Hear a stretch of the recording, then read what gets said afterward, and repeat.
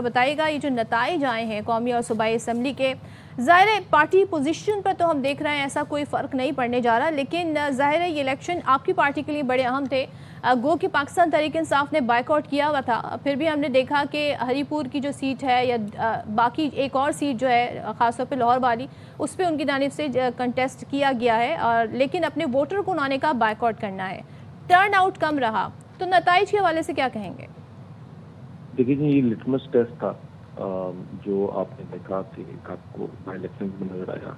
2 seats थी जहां तहरीक इंसाफ के कैंडिडेट थे और सीट्स में भी इलेक्शन भरपूर तरीके से लड़ रहे थे। शायद मीडिया के ऊपर या उसके ऊपर तो बातें नहीं की होंगी, लेकिन ग्राउंड पे इलेक्शन लड़ रहे थे। ये जो रिजल्ट है ये एक चीज बयान करते हैं कि लोगों ने, पंजाब के और किसी के लोगों ने जलाओ घेराव की, तफरीक की, नफरत की सियासत को खैराबाद कर दिया। पीपल आर नॉट रेडी कि पाकिस्तान को डिस्टेबलाइज करने वाले लोगों के साथ खड़े हों। लोग चाहते हैं कि मुल्क आगे बढ़े, मुस्तकम हो। और आज का जो धमाका है ये बड़ा अनफॉर्चुनेट, उसके ऊपर भी it is a very sad incident, लेकिन ये चीज़ दिखाती है कि किस तरह लॉ एंड ऑर्डर का जो सिचुएशन है केपी में 13 साल से जो हुकूमत एक बैठी हुई थी, जो आपका उमर यूब साहब वाले हल्के में रिजल्ट आया है, वो इस चीज़ की अक्कासी करती है कि जो 13 साल से हुकूमत वहाँ बैठी हुई है वो लॉ एंड ऑर्डर की सिचुएशन को एड्रेस नहीं कर सकी। और जब हम ऑपरेशन की बात करते थे, जो हमारे खिलाफ बात करते हैं, हम गवर्नमेंट का और वफाक का साथ ना देने की बात करते हैं, तो लोगों ने इस बयानिए को भी रिजेक्ट किया है। People want a clean Pakistan. ये दहशतगर्दी की जो एक लहर है जिसे पाकिस्तान ने ओवर द ईयर्स सफ़र किया है, हमारे बच्चों ने सफ़र किया है, इस मुल्क ने सफ़र किया है, और ओवर $100 बिलियन पाकिस्तान ने सफ़र किया है, कभी अफगानिस्तान की जंग के थ्रू और कभी किसी और प्रॉक्सीज के थ्रू। तो लोग जो हैं वो चाहते हैं कि पाकिस्तान जो है मुस्तकम हो, पाकिस्तान वो जमात रन करे जो डिलीवरेंस के ऊपर बिलीव करती है, जो काम के ऊपर, कारकर्दगी के ऊपर बुनियाद पर वोट लेती है। कि आज भी अगर आप मुस्लिम लीग नून का कारकर्दगी के ऊपर बात करें तो आप कोई जमात जो है आपको उसके करीब भी नजर नहीं आएगी। वो आप पंजाब का कोई जिला देख लें, कोई देहात देख लें, कोई गांव देख लें, आपको इंफ्रास्ट्रक्चर, आपको डेवलपमेंट, आपको हॉस्पिटल्स, आपको नजर आएगा किस तरह दिन रात जो है आपने मेहनत करके यहाँ हमारी जमात ने काम किए और प्रोजेक्ट्स किए। और हम हमेशा इस चीज में बिलीव करते हैं कि अगर आप मियां नवाज शरीफ के और शेर के काम जो है इस मुल्क से या आप तो ये कहना गलत ना ही होगा कि ये जो इंतखाबात थे ये मुस्तकबिल के सियासी मंजरनामे का पस मंज़र पेश कर रहे थे। लेकिन दानियाल साहब, कल ज़ाब्ता अखलाक की खिलाफ वर्जियाँ भी हुई। हमने देखा कि सीनियर रहनुमा ज़ाब्ता अखलाक की खिलाफ वर्जियाँ कर रहे थे और तलाल चौधरी साहब को तलब किया गया, फिर आबिद शेर अली साहब को वोट की राजदारी पामाल करने पर तलब किया गया। वो वीडियो बना रहे थे वोट कास्ट करते हुए। सीनियर रहनुमाओं की जानिब से इन इक़दाम पर आप नून लीग का क्या मौक़िफ़ है? देखिए, इलेक्शन जो है ना उसमें छोटे मोटे इश्यूज आते हैं, कहीं वोट की वीडियो बना दी, कहीं डालने की हम भी लोग भी करते हैं, इसको अवॉइड करना चाहिए। लेकिन इससे इलेक्टोरल प्रोसेस की ट्रांसपेरेंसी और इलेक्टोरल प्रोसेस की जो हमारे लोगों का इकट्ठा होना, उसका कोई ताल्लुक नहीं है। लोग जो हैं पाकिस्तान की अवाम जो है वो अपने मुल्क के लिए बाहर निकले हैं, वो पाकिस्तान के लिए निकले हैं और चीज़ों को स्टेबलाइज करने के लिए निकले हैं। और आपको मैं बताऊं कि दिस विल बी द इंशाल्लाह फॉर कमिंग ईयर्स ये एक ट्रेंड सेट करेगा और ये एक डायरेक्शन का तयन करेगा कि ये मुल्क ओवर द ईयर्स किस डायरेक्शन में जाएगा, ये मुल्क में क्या बयानिया चलेगा, ये कौन से लोग आगे चलेंगे या कौन सी जमातें जो है मुल्क को आगे लेके जा सकती हैं। जिस तरह मैंने कहा कि ये बड़ा एक इम्पोर्टेंट चीज़ थी कि जो हर कोई कल जो बात कर रहा था कि ओ पंजाब में ये हो गया कि हम जो है दिल से इमरान खान के साथ खड़े हैं, चाहे बेशक काम ना किया और जो भी हो। आपने देखा कि लोगों ने इस चीज़ को डिस्रिगार्ड किया है, लोगों ने इस चीज़ को फेंका है, लोगों ने इसको एक्सेप्ट करने से लोग तैयार नहीं है इस बयानिए को। और जो काम करेगा वही वोट लेगा, जो काम करेगा वही हुकूमत बनाएगा, जो काम करेगा उसी को वोट करेगा। राइट, ठीक है। बहुत thank you so much. Daniyal Chaudhry हमारे साथ थे, सारी सूरत हाल पर बात कर रहे थे जनाब। तो ये इलेक्शन की एक्सरसाइज हुई है। अस्सलाम वालेकुम। वालेकुम बाखबर सवेरा में एक दफ़ा फिर से खुश आमदीद, और उम्मीद करते हैं आप सब खैर खैरियत से होंगे। आपके दिन का आगाज़ बहुत अच्छा हुआ होगा। कल क्रिकेट में बहुत मज़े के एक्साइटिंग मैचेस थे।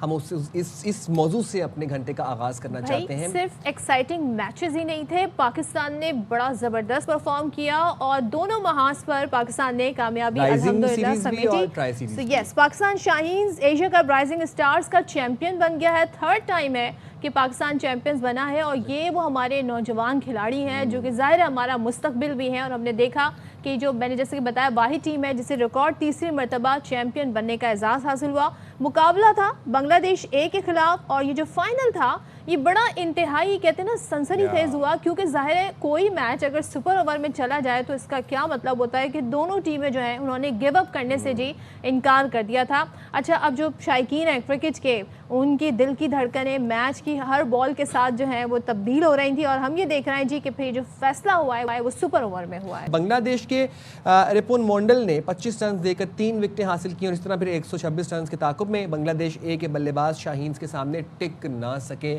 और शाहीन्स ने एक दफ़ा फिर से राइजिंग स्टार्स का मार्का मार लिया। और भाई क्या बात है हमारे राइजिंग स्टार्स की। और ज़ाहिर मां सदाकत बड़ी खबरों में रहे अहमद दानियाल, जिन्होंने खुद जाके कैप्टन से कहा कि लास्ट ओवर जी आप मेरे हवाले कर दें, और ये बताता है कि कितने कॉन्फिडेंट हमारे ये नौजवान खिलाड़ी हैं। चलें जी, अब ज़रा आते हैं जो ट्राई सीरीज़ जारी है और कल हमने देखा जी जिम्बाब्वे से पाकिस्तान का मुकाबला था और यहाँ पर भी पाकिस्तान की फतोहात का अल्हम्दुलिल्लाह सिलसिला जारी है। जिम्बाब्वे को 69 रन से 69 रन से शिकस्त दी है। मुसलसल हमने तीसरी फतह समेटी, तो फतह की भी हैट्रिक हुई है और इस मैच में भी एक हैट्रिक हुई है जिसके बारे में हम आपको बताएंगे। तो जनाब क्वालिफाई भी कर लिया है फाइनल के लिए। अब रावलपिंडी में मैच खेला गया और पाकिस्तान ने पहले बैटिंग की, 5 विकेटों के नुकसान पर 195 का रन्स बनाए। हमने एक बार फिर देखा साहबजादा फरहान, अब बड़ी उन्होंने फुर्ती दिखाई, जिस तरीके से उनका बल्ला चल रहा था तो लोगों ने उसे बड़ा एंजॉय किया। शानदार हिटिंग की, 41 गेंदों पर उन्होंने 63 रन बनाए। साथ ही कल बाबर आजम ने भी बड़ी अच्छी इनिंग खेली है, उन्होंने 74 रन स्कोर किए। तो ये जो कॉम्बिनेशन था साहबजादा फरहान का और बाबर का, बड़ा एंजॉय किया कल शायकीन क्रिकेट ने इस कॉम्बिनेशन को। मान तारिक ने अपने सिलेक्शन को जी बता दिया, जस्टिफाइड कर दिया और बड़े अरसे बाद पाकिस्तान की बॉलिंग में हमने अच्छा कॉम्बिनेशन भी सारा देखा है। मोहम्मद नवाज ने 2 शिकार किए। जिम्बाब्वे के तकरीबन आप समझे 9 खिलाड़ी डबल फिगर में दाखिल नहीं हो सके। अच्छा जी, कल का हम आपको बता दें इवेंट में, कल श्रीलंका और जिम्बाब्वे का, यानी कि आज के दिन, आई थिंक आज का दिन है या कल, लेट्स हम शायद हाशमी साहब से पूछ लेते हैं, उनको ज़ाहिर सवाल से मालूमात होंगी। Thank you so much Shahid साहब। बताइएगा सबसे पहले तो राइजिंग स्टार से शुरू करते हैं। तीसरी मर्तबा चैंपियन बनी है हमारी राइजिंग स्टार शाहीन्स टीम, तो क्या परफॉर्मेंस, सबसे अच्छी परफॉर्मेंस किसकी लगी आपको? और मैच का सुपर ओवर में जाना ही बताता है कि किस तरीके का मुकाबला था।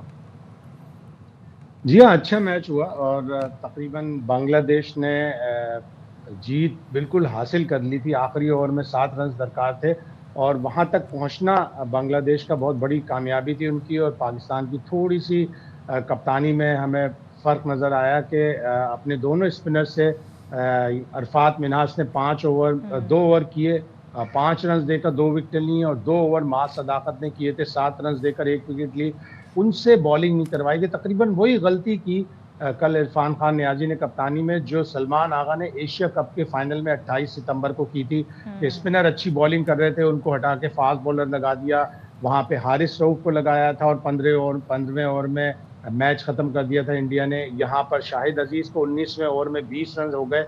क्रिकेट में इस तरह की चीज़ें होती हैं, लेकिन कप्तान को इन सारे फैसलों पर बहुत ज़्यादा गौर करना चाहिए और आइंदा के लिए सबक होना चाहिए।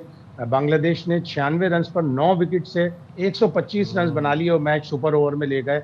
वो तो सुपर ओवर बहुत ही अच्छा किया अहमद दानियाल ने। आखिरी ओवर भी उन्होंने मैच का अच्छा किया था। ओवरऑल अच्छी परफॉर्मेंस थी। कोचिंग स्टाफ बहुत अच्छा था, सिलेक्शन इस टीम का बहुत अच्छा हुआ था और इस टीम ने बड़ी अच्छी परफॉर्मेंस की। कोई भी मैच नहीं हारा और सबसे बढ़कर इंडिया की एक मजबूत टीम थी, उसको 8 विकेटों से शिकस्त दी थी अपने दूसरे मैच में। तो ओवरऑल पूरा टूर्नामेंट अच्छा खेला। आपने कहा जो स्पिन था, स्पिन हमारा अटैक है, उससे फायदा, बड़ा ज़बरदस्त कॉम्बिनेशन था। हम अगर बात करें सुफियान मुकीम की बात करें, साद मसूद की बात करें, तो इससे बेहतर इसे यूटिलाइज़ किया जा सकता था, तो नौबत फिर सुपर ओवर तक ना जाती। बिल्कुल वहीं पे मैच खत्म होना चाहिए था जब 96 रन पर 9 विकेटें गिर गई थी। लेकिन जाहिर है सामने भी टीम आती है, वो भी अपनी पूरी कोशिश करती है और आपकी जो थोड़ी सी कमज़ोर आपकी हिकमत अमली होती है उससे फ़ायदा उठाती है। रिपॉन मोंडाल ने और सकलैन ने जो बांग्लादेश के, उन्होंने 3 छक्के लगाए 19वें ओवर में और ऑलमोस्ट उन्होंने मैच जितवा दिया था। अगर एक आध बाउंड्री आखिरी ओवर में मिल जाती तो बांग्लादेश मुकर्ररा मैच में ही मैच जीत जाता।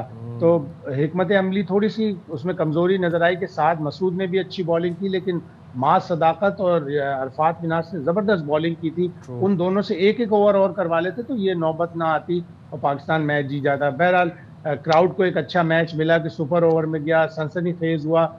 इन चीज़ों से सीखना चाहिए।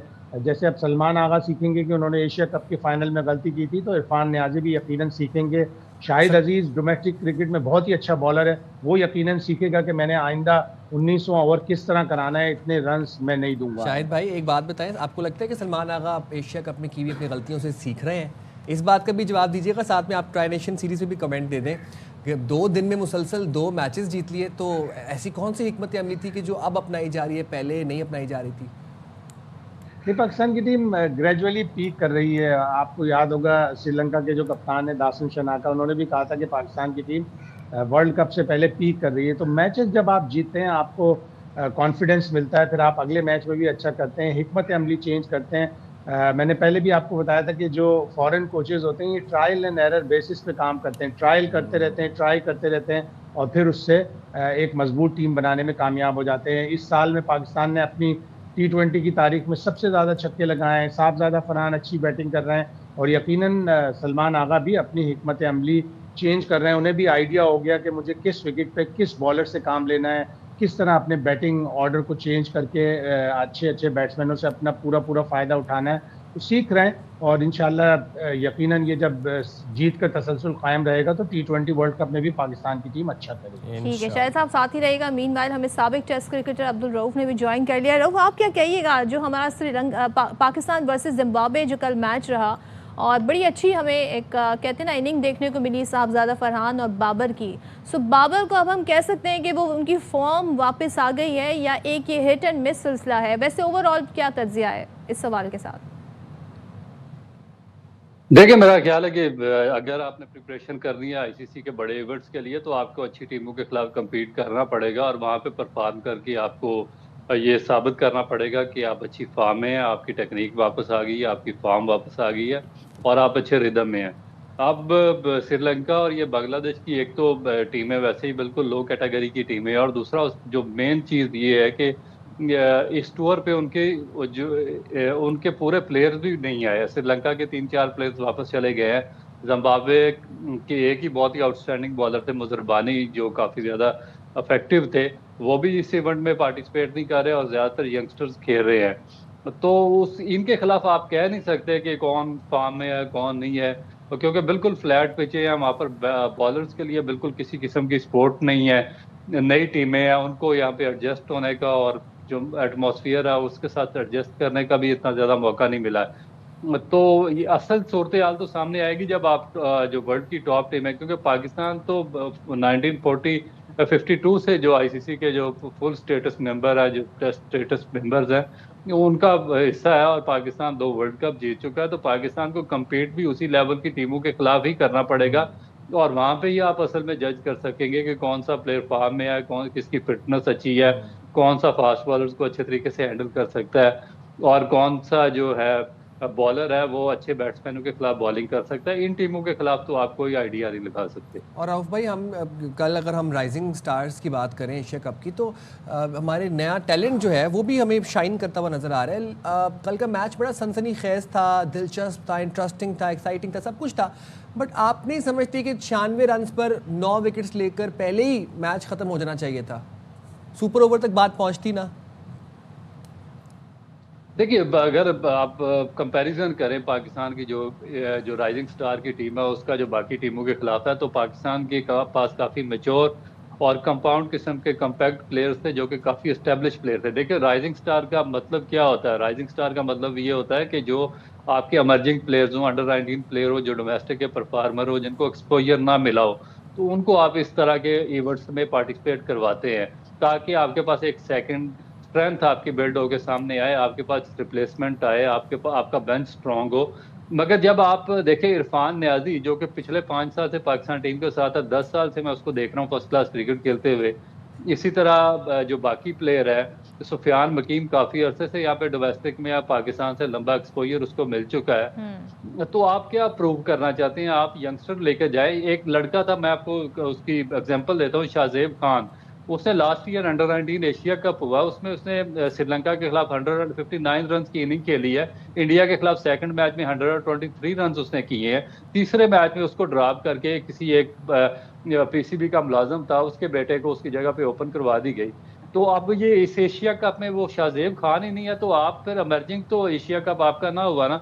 तो फिर इस तरह क्लोज उनका लेकर जाना, जब आपने इतने सीजनल और इतने मेच्योर वहाँ पे बैट्समैन जो पाकिस्तान को रिप्रेजेंट कर चुके हैं वो भेजे हुए हैं। तो वो बांग्लादेश के खिलाफ भी 125 रन कर रहे हैं, श्रीलंका के खिलाफ भी 124 रन कर रहे हैं, और बाकी टीमों के खिलाफ भी बड़ी मुश्किल से 130 रन वो कर पा रहे हैं। तो फिर इस तरह डेवलपमेंट आपकी नहीं होगी और ना ही आपको चांस दे कि आगे फायदा होगा किसी यंगस्टर को डेवलप करने का। बिल्कुल, और ज़ाहिर है जो आपकी खामियां उनको ज़रूर इस तरीके से देखना चाहिए कि वो जीत की कहते हैं ना ओवर शेडो ना कर दें उस सारी सूरत हाल को। बात कर लेते हैं शाहिद साहब, ये बताइएगा ज़रा, आते हैं जिम्बाब्वे वाले मैच की तरफ। और कल हमने देखा बड़े अरसे बाद पाकिस्तान की बॉलिंग में हमने देखा हैट्रिक हुई और उस्मान तारिक ने 4 विकेट ली। ओवरऑल उनकी परफॉर्मेंस पर आप क्या तबसरा कीजिएगा? ज़ाहिर है जिस तरह उनकी टीम में जगह बनी है, आप समझते हैं कि उन्होंने जस्टिफाई किया है अपनी सिलेक्शन को? बिल्कुल जस्टिफाई किया है। पिछले साल पीएसएल में भी उनकी परफॉर्मेंस अच्छी थी और हम अपने प्रोग्राम जब कर रहे होते थे तो बासित अली ने ये कहा था कि इनको कल से पीएसएल ना खिलाएं, बिल्कुल डायरेक्ट पाकिस्तान की टीम में डाल दें। लेकिन अच्छा। उन्होंने ग्रेजुअली अपना सफ़र तय किया, कैरेबियन प्रीमियर लीग में गए, वहाँ पे वो सेकंड हाईएस्ट विकेट टेकर थे। बहुत ही अच्छी उन्होंने बॉलिंग की। थोड़ा सा उनके एक्शन का प्रॉब्लम है, लेकिन ग्रेजुअली उसको भी सॉल्व करना चाहिए।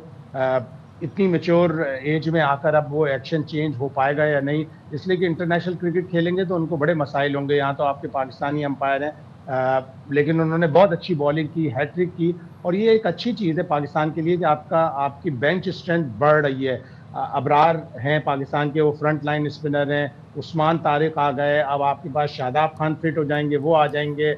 नवाज बहुत अच्छा परफॉर्म कर रहे हैं, बॉलिंग में भी बैटिंग में भी। सुफियान मुकीम बाहर हैं, फैसल अकरम आपके पास है, मेहरान मुमताज़ हैं, अरफात मिनास हैं, साद मसूद हैं।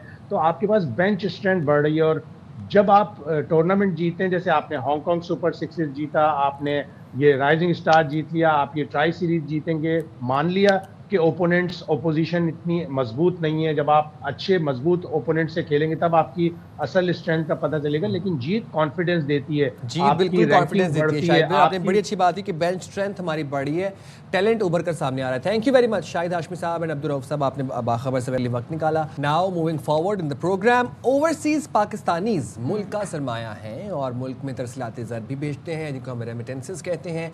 उन्हें पैसे भेजने के लिए बेहतरीन सहूलियात पहुँचाकर मौशी तरक्की में एक अहम कदम उठाया जा सकता है, उठाया जा रहा है। अमेरिका में लाखों सदफ पाकिस्तानी मुकीम हैं जो मुल्क में तरसलाते ज़र भेज रहे हैं और सेंड वेव वॉलेट की खदमात के ज़रिए तकरीबन 10 लाख पाकिस्तानी अपने घरों को बाहिफाजत पैसे भेज रहे हैं और पैसे भेजने के लिए सेंड वेव का इस्तेमाल कर रहे हैं। और आप सोचें कि आजकल का ये दौर है, बड़ी कहते हैं ना कनेक्टिविटी है, ग्लोबल कनेक्टिविटी है, लेकिन साथ में स्कैम्स भी बहुत होते हैं, साथ में फ्रॉड भी बहुत होते हैं। ऐसे में अगर आप किसी पे ट्रस्ट कर सकते हो अपने घर वालों को पैसे भेजने के लिए, तो इससे बड़ी अच्छी बात क्या हो सकती है। लेकिन हम ये जानना चाहेंगे सेंड वेव वॉलेट है क्या, एक्चुअली ये काम कैसे करता है। इसके लिए हमारे साथ इस वक्त स्टूडियोज़ में मौजूद हैं Pakistan community partner send wave Wajiha Farooq. Thank you so much Wajiha हमें ज्वाइन करने के लिए। वजीहा सबसे पहले तो बताइएगा ये है क्या, ये वॉलेट है, डिजिटल वॉलेट है, and how does it work? Thank you for having me. First of all, I want to thank all our users for trusting our app. उन्हीं की ट्रस्ट की वजह से हमने एक न्यू फीचर इंट्रोड्यूस करवाया है विच इज़ सेंडवेव वॉलेट।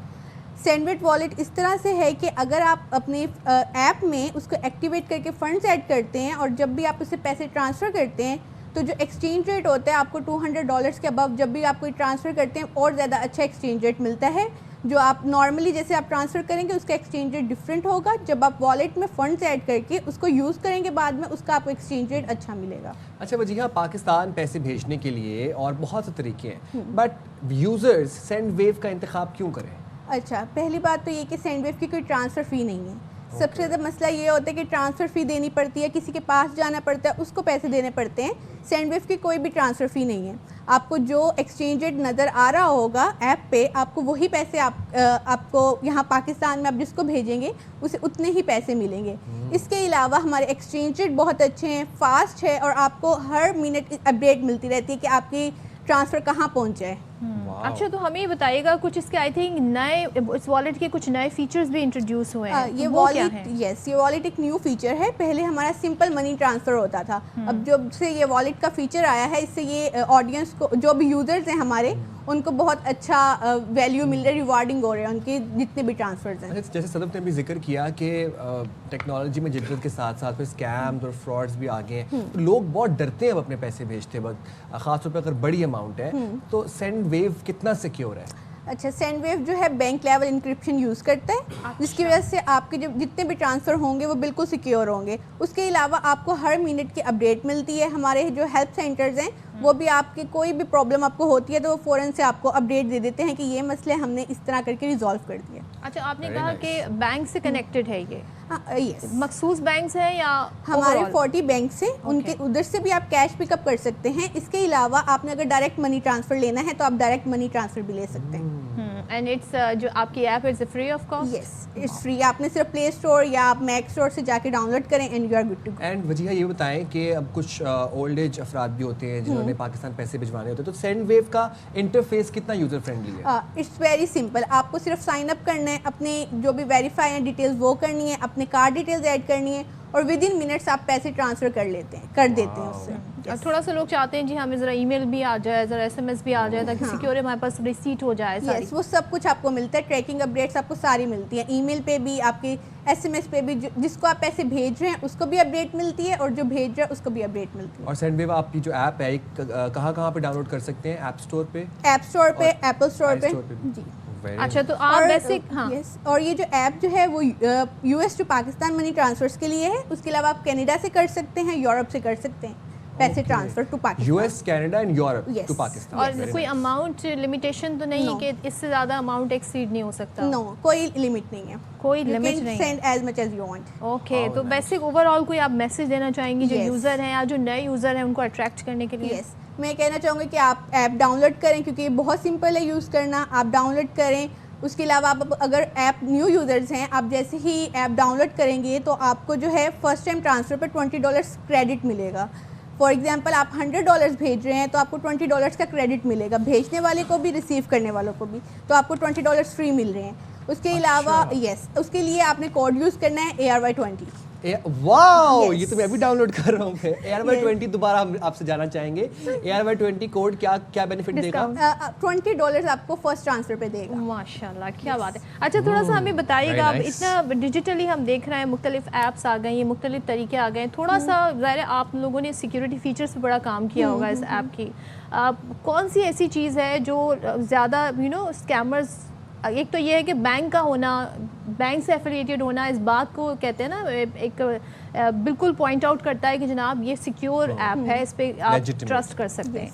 लेकिन वो कौन से ऐसे फीचर हैं जिसको यूज़र को देखना चाहिए? अच्छा, ये देखना चाहिए कि आपकी जो भी डिटेल्स आप ऐड करते हैं, ऑब्वियसली आपको अपना कार्ड अटैच करना पड़ेगा। तो आप अगर अपना कार्ड भी अटैच कर रहे हैं तो वो भी आपकी सारी जो डाटा है वो प्रोटेक्ट होता है, वो हम कहीं पे इधर उधर नहीं जाएगा। आप इस बात पे ट्रस्ट कर सकते हैं कि क्योंकि हम बैंक लेवल इंक्रिप्शन यूज़ कर रहे हैं, which is very secure. Very nice and we very happy to have you here. और आपने Thank बड़े you. अच्छे से हमारे नाज़रीन को तमाम मतलब आप कह रहे हैं कि डेटा जो है प्रोटेक्टेड रहता है। यस, और लेकिन जो लोग हैं अभी थोड़ा सा हिचकिचाते हैं, स्पेशली इन पाकिस्तान हम देखते हैं कि वो अपना कार्ड जो है उसकी डिटेल्स शेयर करना, ऑनलाइन ट्रांजैक्शन करना, तो उसमें कितनी सहूलत है लोगों के लिए? इसमें ये कि अगर आपके कोई भी, अगर आपका कार्ड ऐड नहीं हो रहा या आप देख रहे हैं कि कोई भी आपका ट्रांसफ़र इधर से उधर हो गए, तो हमारी जो फ़ौरन से हेल्प सेंटर होते हैं, आप उधर जाके रिपोर्ट करें। ऑनलाइन ही है, ऐप में ही फीचर है हेल्प का, वहाँ जाके आप जैसे रिपोर्ट करेंगे आपको सारी अपडेट मिल जाएगी। और आपके हेल्प सेंटर्स 24/7 Yes, 24/7 24/7 ऑपरेट करें। वेरी नाइस, क्या बात है। और साथ में जी आजकल ये बड़ा ज़रूरी हो गया है कि डेटा आपका प्रोटेक्ट रहे, क्योंकि जो स्कैमर्स हैं वो तरह तरह के तरीके अपनाते हैं और मैसेज भी करते हैं, हम ये देख रहे होते हैं। थोड़ा सा हमें इस वॉलेट के जो फीचर्स हैं, आप समझते हैं कि इसमें मज़ीद ज़ाहिर है हर चीज़ में इम्प्रूवमेंट की गुंजाइश होती है? आप समझते हैं कि इसको आप मज़ीद एलैबोरेट करेंगी, कुछ नए फीचर्स भी इसमें आने वाले हैं? ऑफ कोर्स हम वर्क कर रहे हैं, हमने अभी जस्ट नाउ इंट्रोड्यूस करवाया है। हम इसमें और फीचर्स भी ऐड करेंगे ताकि जो हमारे यूज़र्स हैं उनके लिए बहुत ईजी हो सके ऐप को यूज़ करना। तो इट्स स्टिल ईजी, आपने कुछ भी नहीं करना, आपने सिर्फ अपनी ऐप पे जाकर उसको एक्टिवेट वॉलेट पे जाना है, आपका वॉलेट एक्टिवेट हो जाएगा। आपने जो भी रेसिपिएंट पहले ऐड किए होंगे वो भी कहीं नहीं जाएंगे, आपने जो डेबिट कार्ड की डिटेल्स ऐड किए होंगे वो भी कहीं नहीं जाएंगी। You just have to go to the tag, वहाँ पे जाके activate wallet and you are good. Very nice. तो अगर आप भी ओवरसीज पाकिस्तानी और पाकिस्तान तरसीलात ज़र भेजना चाहते हैं, अपने फैमिली एंड फ्रेंड्स को पैसे भेजना चाहते हैं, सेंडवेव ऐप डाउनलोड करें और यूज़ करें ARY20 का प्रोमो कोड, अपनी पहली ट्रांजैक्शन पे पाएं $20। $20 आपको मिल जाएंगे और आप ये ऑपरेट कर सकते हैं America, Canada and Europe. So वहाँ से Thank you connectivity very हो much सके। Thank you for so much. joining our Thank you. program. जी हाँ, हमारे साथ थे। और जनाब देखें कि हमें लगता है अमेरिका बहुत दूर है, अब तो बस 1 क्लिक अवे है सारी चीज़ें, अमेरिका, कनाडा, यूरोप। तो वहाँ से हम देखते हैं अक्सर बेशतर जो हमारे ओवरसीज़ पाकिस्तानीज़ हैं उन्हें काफ़ी मुश्किलात होती है, मगर इस तरह की डिजिटल ऐप काफ़ी ज़्यादा सहूलत लोगों को प्रोवाइड और करती है। स्पेशली तब कि जब वो इतनी सिक्योर और बैंक से इनक्रिप्टेड हो। क्या बात है। हम जाएंगे छोटी सी ब्रेक पे, हाजिर होंगे ब्रेक के बाद। स्टे राइट देयर विद अस।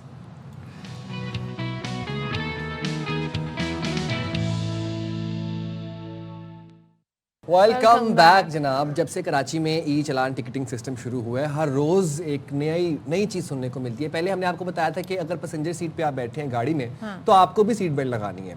अब DIG ट्रैफिक पीर मोहम्मद शाह साहब ये कहते हैं कि अगर मोटरसाइकिल पर 2 अफराद बैठे हैं तो सिर्फ ड्राइवर ही नहीं बल्कि दोनों अफराद को हेलमेट पहनना होगा। और हमारे यहाँ देखते हैं ज़ाहिर मुतवस्सित तबका ज़्यादा है, वो बाइक यूज़ करता है, तो अक्सर बेशतर फैमिलीज़ भी बाइक पर ट्रैवल कर रही होती है, तो ख़वातीन भी अक्सर बेशतर हमने देखा है कि बाइक पर होती हैं।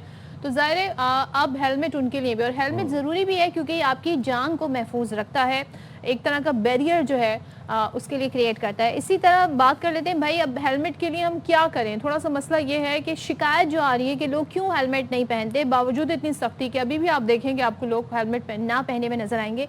वो ये कहते हैं एक तो जी गर्मी बहुत है, सफोकेशन होने लगती है, फिर वो अपने बालों के बारे में बड़ा कंसर्न है कि जो हमारी हेयर लाइन है एक तो वो रिसीड हो रही है, हमारे जो एरिया कुछ एरिया क्राउन एरिया है वो थोड़ा सा बॉल्ड हो रहा है, तो उसके लिए क्या किया जाए। अब ज़ाहिर है हर रोज़ जाके इतना टाइम नहीं होता लोगों के पास कि वो फौरी बाल जो है वॉश करें और उसको फिर ब्लो ड्राई करें या एयर ड्राई करें। तो लोगों के लिए बड़ा मसला है। बॉयज़ को ये वाला बड़ा मसला है। एक तो वो बॉयज़ ये शिकायत करते हैं, ख़ासतौर पर राइडर्स भी हैं। अब देखिए ना, अब होता क्या है कि एक तो हेलमेट से उन लोगों को शिकायत ये है कि जिल्द के अमराज, उसके बाद अगर एक हेलमेट दो लोग चेंज कर रहे हैं, एक ही हेलमेट 2 लोग बार बार पहन रहे हैं, तो आप देखिए ना, एक बंदे के कोई अगर इन्फेक्शन है स्किन पे, कोई मसला है, वो दूसरे को लग रहा है, दूसरे को ट्रांसफर हो रहा है। अच्छा, फिर उसके बाद डैंड्रफ के मसाइल जो हैं ये भी हेलमेट से ट्रांसमिट होते नजर आ रहे हैं। स्पेशली इन विंटर सीजन आपका जो स्कैल्प है वो ऑलरेडी जो है बहुत ज़्यादा उसमें इचिंग हो रही होती है, उसमें डैंड्रफ होता है, उसमें फ्लेक्स होते हैं। तो क्या किया जाए। और वही बात, जब आपने किसी और का अगर आप हेलमेट यूज़ कर लेते हैं जस्ट इन केस, तो जैसे आप किसी और का टॉवल यूज़ कर लें अपने फेस पे, तो उस तरह का नुकसान आपकी जिल्द को हो सकता है।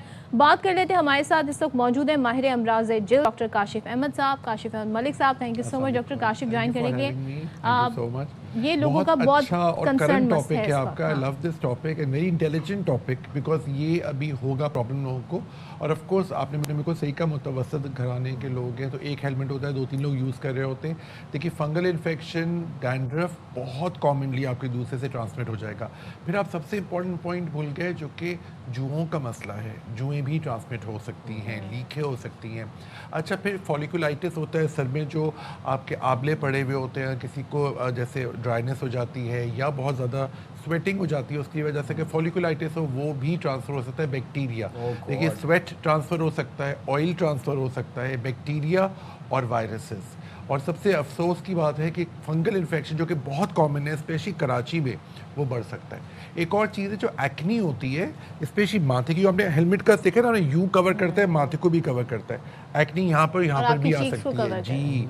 दूसरी बात है एलर्जिक कॉन्टैक्ट डर्मेटाइटिस हो सकता है। तो इसके लिए ऑफ कोर्स अब शेयरिंग देखिए हम स्टॉप नहीं कर सकते, बिकॉज जाहिर है ज़रूरी होता है कि इसके आपको, मैं आपको as a doctor, as a dermatologist बता दूं कि आपको कुछ एहतियात करना है।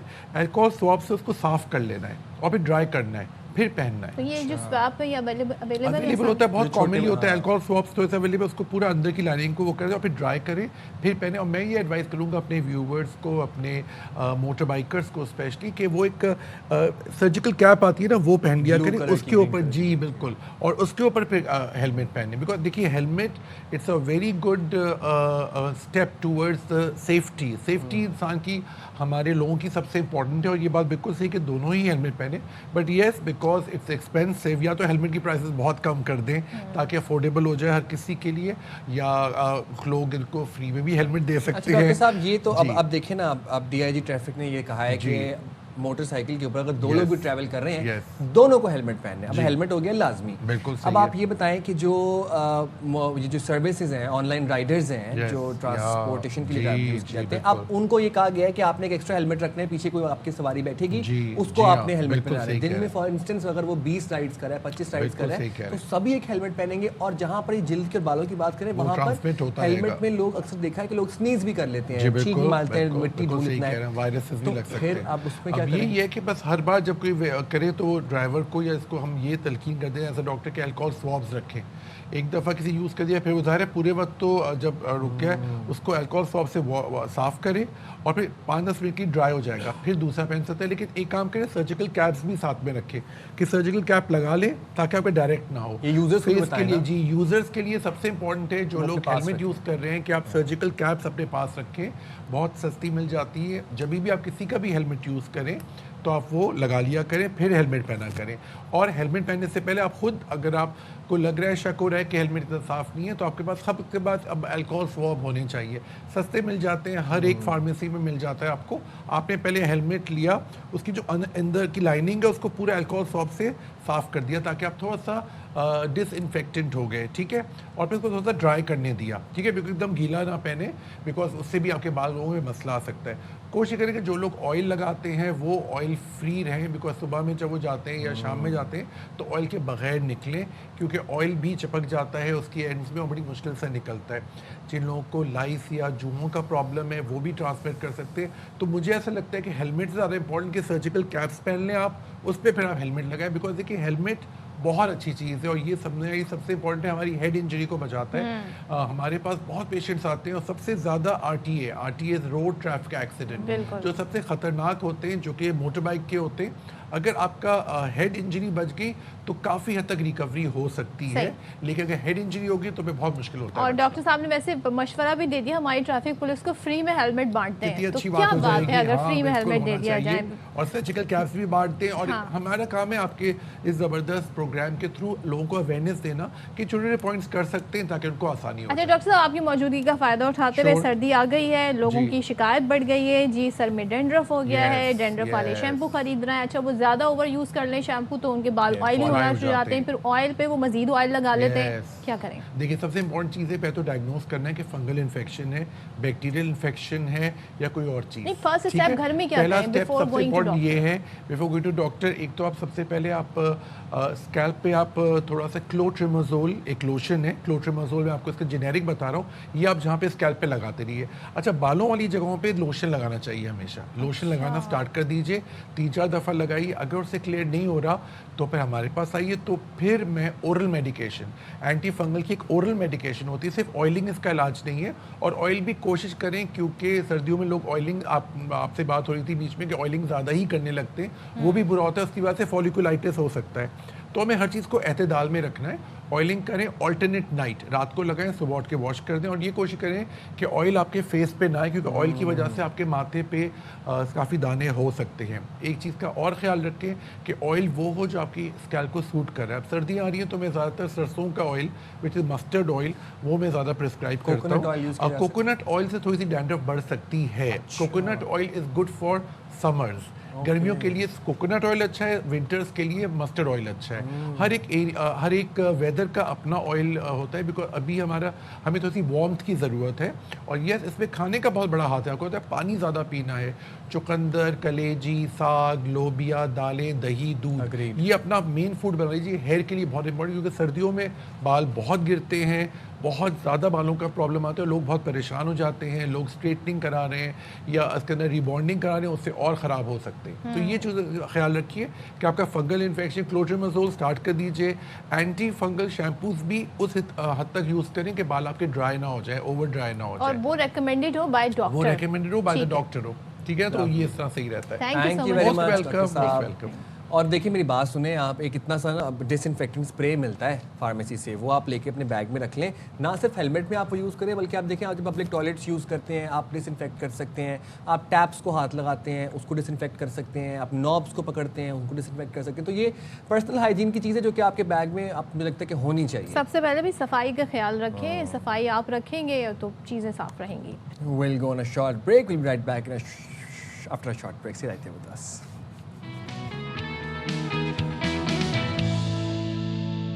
Welcome back once again. और आपको जैसे हमने बताया कि आर्ट्स काउंसिल ऑफ कराची में कल्चर फेस्टिवल जारी है और यहाँ पर हम देख रहे हैं दुनिया भर से आर्टिस्ट आए हुए हैं और अपना टैलेंट जो है वो उनका शोकेस हो रहा है।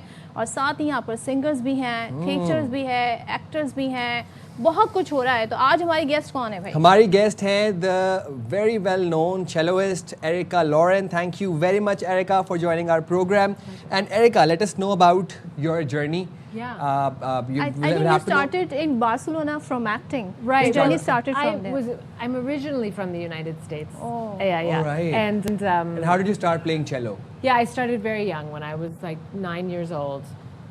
They had at our school, they brought all the instruments and showed everyone Okay. the string instruments, and I wanted to play the So you're an cello, actress yeah, and a celloist. and then later I started acting. And when I was living in Barcelona, that's when I really So what do you started like acting. most, like acting or being a cello I artist? don't know. I think it depends on the day a little bit.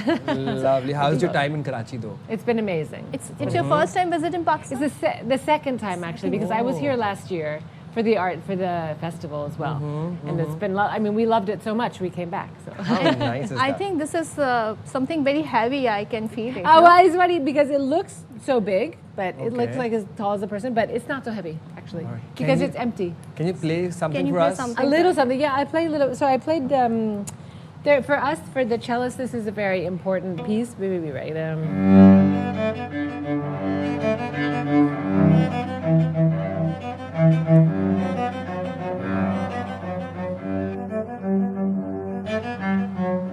And there it goes on.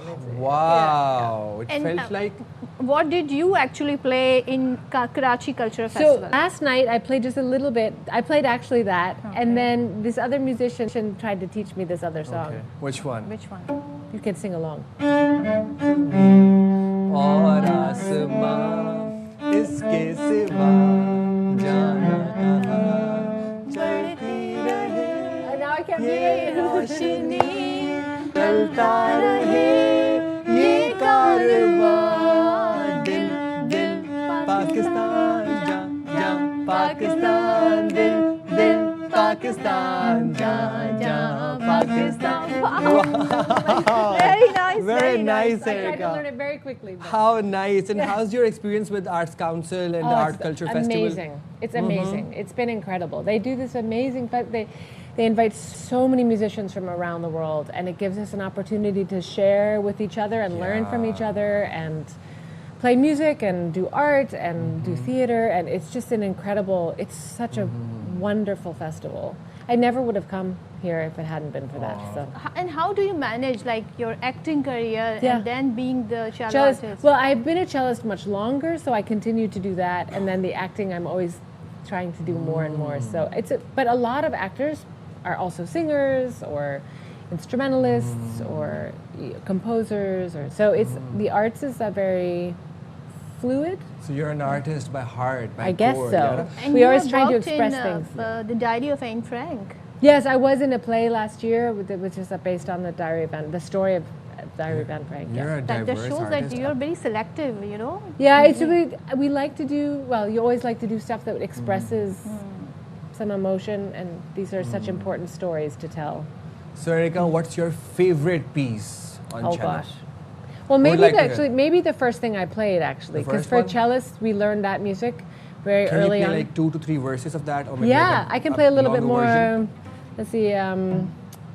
I can play from here. I'll just play from the beginning again.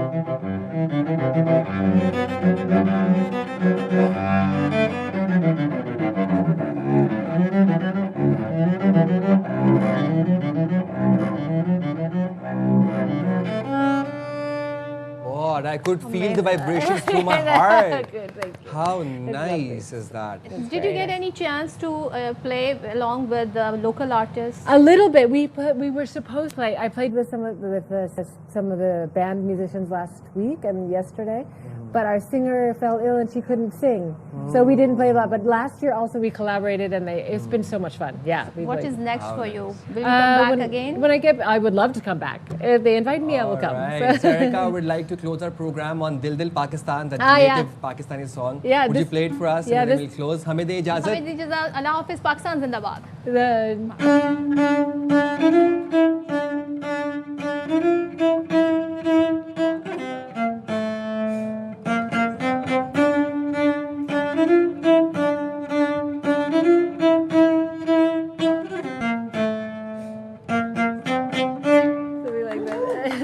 Oh, very nice, very nice. Thank you.